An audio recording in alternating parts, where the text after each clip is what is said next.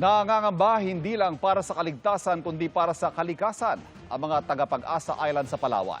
Hinala nila ang mga basurang naaanod sa kanilang pampang galing sa mga nakapaligid na barko ng China. Nakatutok si Darlene Kai.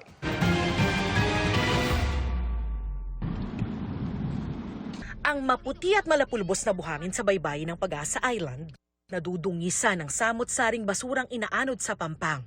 Karamihan plastic gaya ng sachet at bote na ayon sa kinatawan ng lokal na pamahalaan ay may Chinese character sa packaging o label. Mostly talaga sa basura ng China.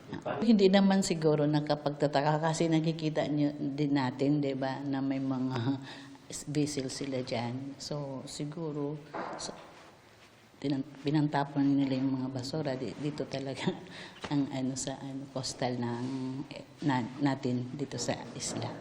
Hindi kasi nawawala ang presensya ng mga barko ng China sa palibot ng Pag-asa Island na kabilang sa Kalayaan Island Group sa Palawan, na bahagi ng Pilipinas pero inaangkin ng China.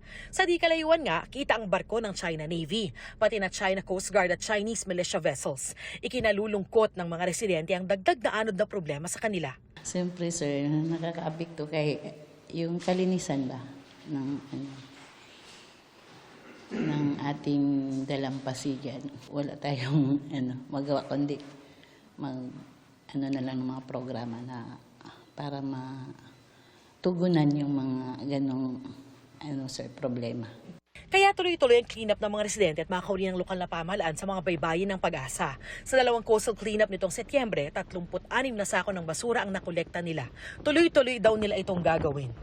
Mula rito sa Pag-asa Island, Darlene Kai, nakatutok, 24 oras.